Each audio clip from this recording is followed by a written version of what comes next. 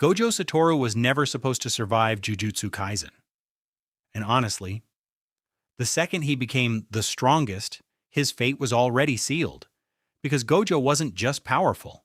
He completely shattered the balance of the entire story. The moment Gojo entered any battlefield, tension disappeared instantly. Curses stopped feeling terrifying. Special grades stopped feeling unbeatable. Even death itself started feeling temporary whenever Gojo was around.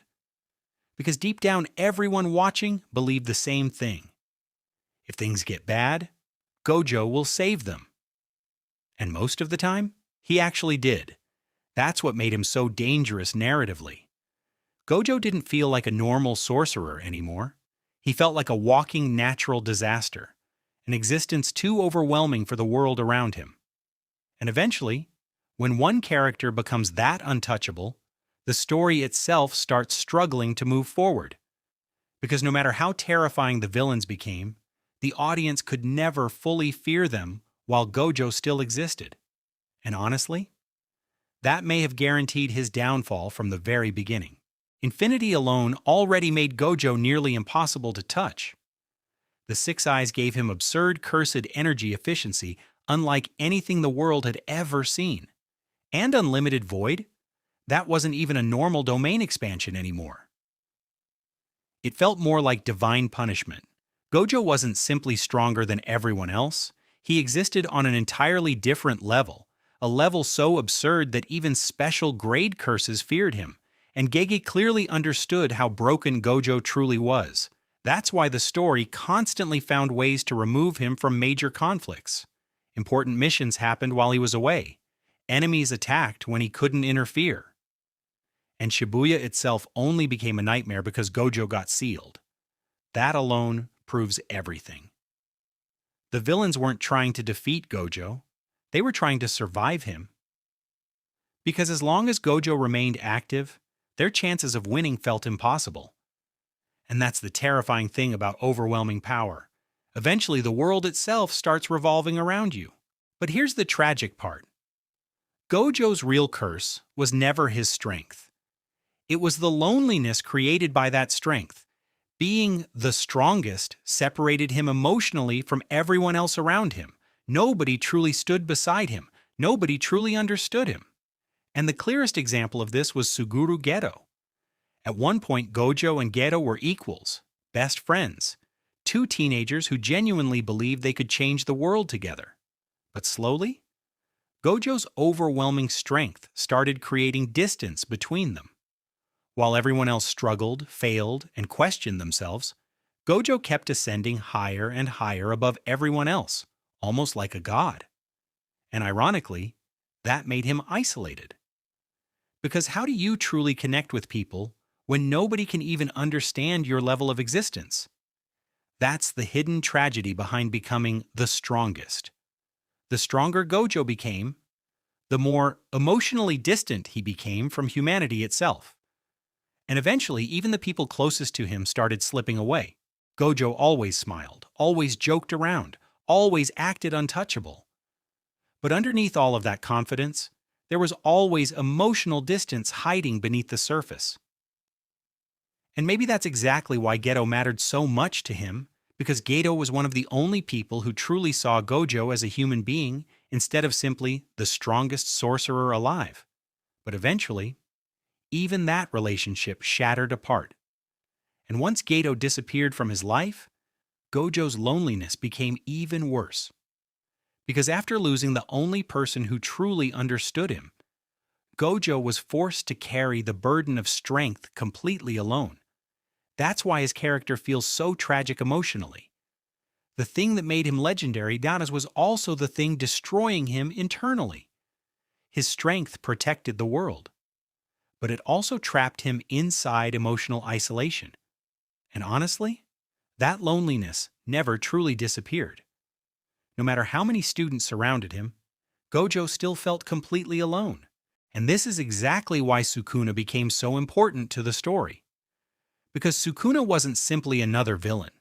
He was the only existence capable of realistically challenging Gojo's overwhelming power. The King of Curses represented pure evolution. Unlike other enemies, Sukuna adapted, learned, evolved, and most importantly, he understood something terrifying.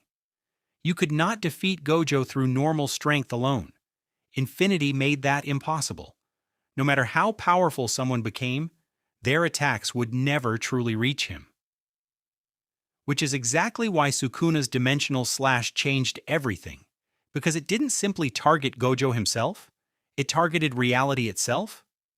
Instead of overpowering infinity directly, Sukuna evolved beyond the rules of infinity entirely. And the moment that happened, Gojo's fate was basically sealed forever. For the first time in the series, the strongest sorcerer no longer looked invincible. But Gojo's death was never just about power scaling. It symbolized something much deeper for Jujutsu Kaisen, the end of safety. As long as Gojo existed, everyone still believed there was hope. A final shield, a final answer. Someone unbeatable who could carry the burden for everyone else. But true growth only begins once protection disappears. And Jujutsu Kaisen understood that perfectly.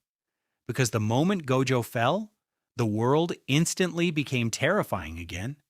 Yuji could no longer rely on his teacher. Yuta suddenly carried overwhelming expectations. Megumi was forced closer toward darkness. And every remaining sorcerer finally understood something horrifying.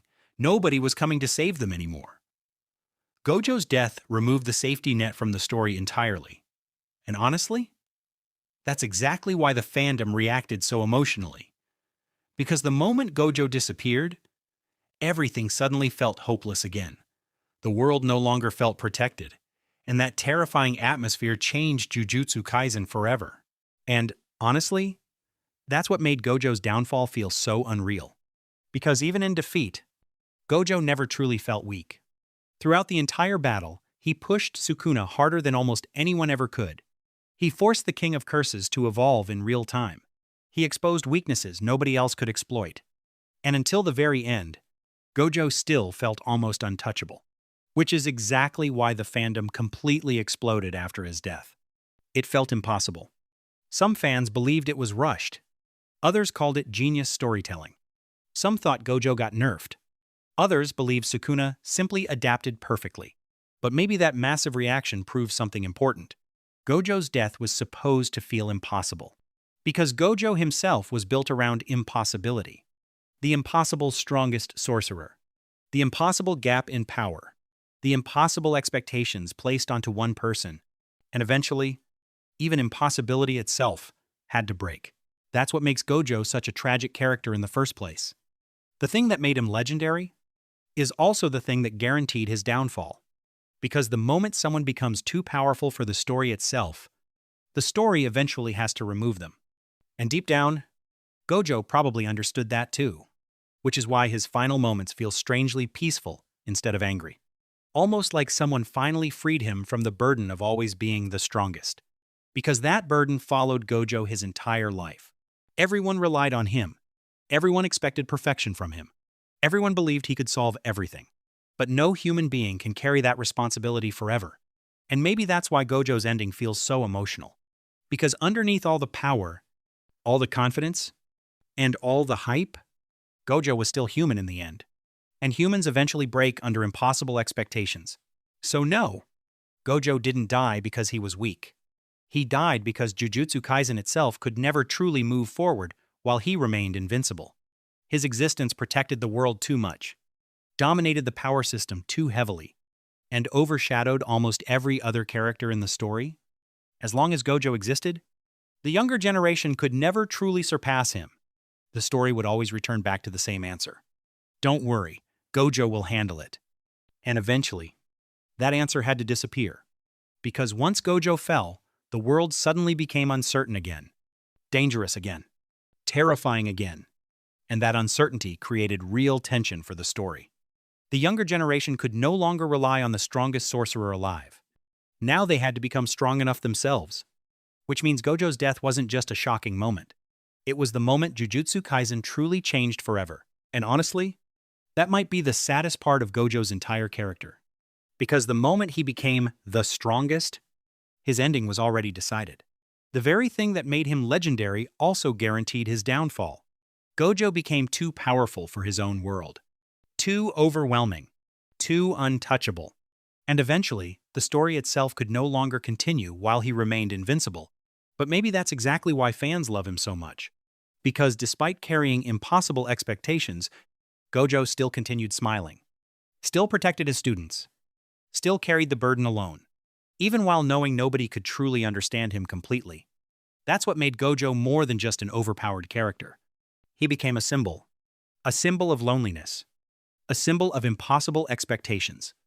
And a reminder that even the strongest people eventually break. Which is why Gojo's death didn't just shock the fandom. It emotionally destroyed them. Because legends aren't supposed to fall. But eventually, even legends reach their end.